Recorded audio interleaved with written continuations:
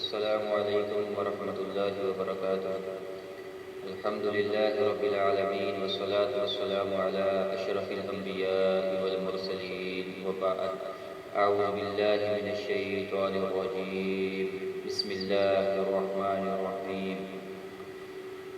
معزز سامعین اور سامعات، جیسا کہ الحمدللہ ہمارا غیبت کے متعلق واعظ و نصیحت ہم نے سلسلے کا آغاز کیا ہے، تو انشاءاللہ ہم غیبت کے متعلق چند اقسام آپ بھائیوں کے سامنے وقفہ بہ وقفہ انشاءاللہ ہم رکھیں گے۔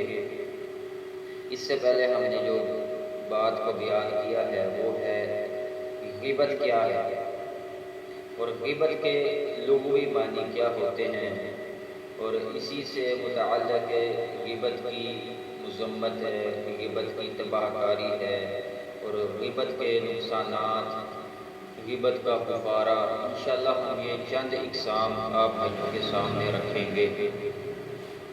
تو انشاءاللہ آج کی ہماری جو عنوان، جو اقسام کا ٹاپک ہے وہ ہے غیبت کی مذمت۔ تو عزیز محترم بھائیوں، یہ ایک بڑا ہی معمولی گناہ سمجھا جاتا ہے، اور کچھ لوگ تو اس کو گناہ سمجھتے ہی نہیں ہیں، وہ تو اس کو اچھا عمل سمجھ کر اپنی زبان درازی اور چرب زبانی کی وجہ سے محفلوں میں، مجالسوں میں بالکل بھی پرواہ نہیں کرتے کہ یہ جو ہم گفتگو کرنے جا رہے ہیں یہ کتنا بڑا گناہ ہے۔ تو عزیز ساتھیوں، غیبت مسلمانوں کی عزتوں کو نوچنے کا نام ہے۔ جو غیبت ہے یہ مسلمانوں کی عزتوں کو نوچنے کا، ان کو ذلیل و رسوا کرنے کا نام ہے۔ ہر مجلس سے غیبت کی بدبو، ہر محفل سے غیبت کی بدبو، اور ہر اس چوک چوراہے سے جہاں پر چند بھائیوں کی محفل لگی ہوتی ہے وہاں سے بدبو، غیبت کی بدبو کے بباقے اٹھ رہے ہوتے ہیں۔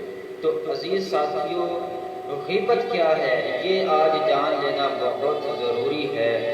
تو ایسا نہ ہو کہ ہم اس چھوٹے سے گناہ کو اگنور کر کے ہم بہت بڑے گناہ کے گڑھے میں جا گریں۔ حتیٰ کہ انسان اپنی دنیا بھر کی محفلوں اور چوک چراہوں پر، بیٹھکوں پر، ہر اس مجلس کے اندر غیبت کا شکار ہو جاتا ہے۔ حتیٰ کہ آخری مرحلہ جو انسان کا روز مرہ کا ہوتا ہے وہ اس کے سونے کے کمرے بیڈ روم تک ہوتا ہے، اور وہ وہاں بھی بدبو پائی جاتی ہے۔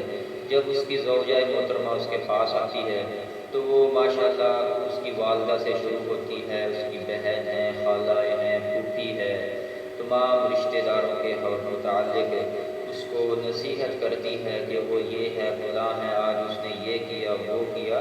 تو مقصد ہے کہ آخری روم، آخری کمرے، آخری بیڈ روم تک بھی یہ خباثت موجود ہوتی ہے، جس کو ہم ترجیح نہیں دیتے، جس کو ہم بالکل دروازہ اور اگنور کر دیتے ہیں، یہ بھی ایک بہت بڑی غیبت کے زمرے میں آتی ہے۔ تو عزیز محترم بھائیوں، اللہ رب العالمین سورۃ حجرات آیات نمبر 12 کے اندر ہمیں کیا ارشاد فرماتے ہیں، کیا نصیحت فرماتے ہیں؟ تم میں سے کوئی ایک دوسرے کی غیبت نہ کرے۔ کیا تم میں سے کوئی فسادی کرتا ہے کہ وہ اپنے مردہ بھائی کا گوشت کھائے؟ تم اسے ناپسند کرتے ہو، اللہ تعالیٰ سے ڈرو، بے شک وہ توبہ قبول کرنے والا اور رحم کرنے والا ہے۔ محترم عزیز بھائیو، اللہ رب العالمین سورۃ حجرات آیات نمبر 12 کے اندر ہمیں ارشاد فرما رہے ہیں کہ تم ایک دوسرے کی غیبت سے بچو۔ یہ ایسے ہے کہ جیسے مسلمان بھائی اپنے مسلمان بھائی کا گوشت کھاتا ہے، اور جو تم اسے ناپسند کرتے ہو، اللہ رب العالمین سے ڈرو، اللہ سے توبہ کرو، اللہ توبہ قبول کرنے والا اور رحم کرنے والا ہے۔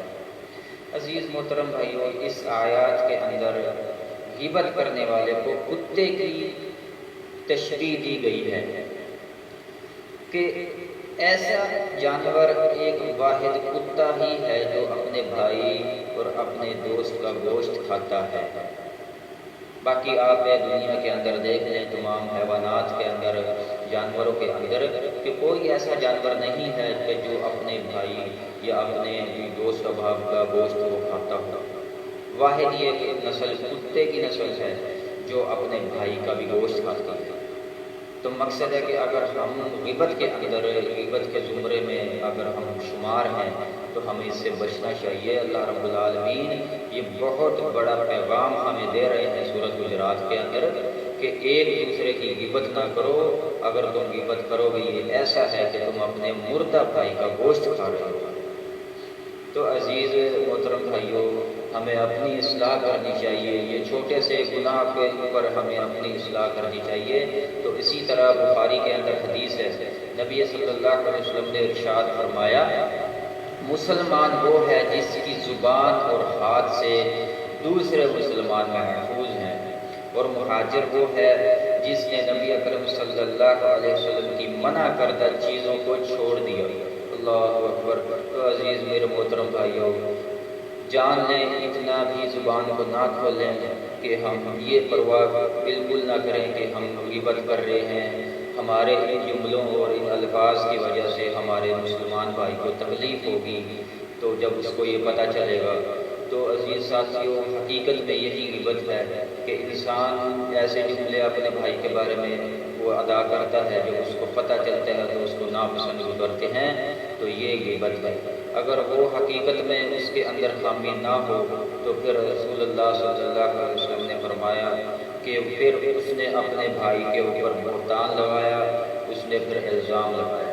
تو عزیز ساتھیوں، آج ہمیں اپنی اصلاح کرنی چاہیے۔ ہم اپنی مجالسوں میں، اپنے گھروں کے اندر اگر ہماری ماں، بہن، بیٹی، اگر کوئی ہمارا بھائی، دوست اگر اس چیز کا شکار ہے، گھر میں اگر ایسی بات ہو رہی ہے رشتہ داروں کے متعلق کہ فلاں رشتہ دار ایسے ہیں، وہ ایسے ہیں، وہ خالہ ایسی ہے، وہ پھوپھی ایسی ہے، تو ہمیں اپنے گھر والوں کی بھی اصلاح کرنی چاہیے کہ اپنی جان پیاری بہن، یہ غیبت ہے اور غیبت کے یہ نقصانات ہیں، اور رسول اللہ صلی اللہ علیہ وسلم نے ہمیں ان چیزوں سے منع فرمایا ہے۔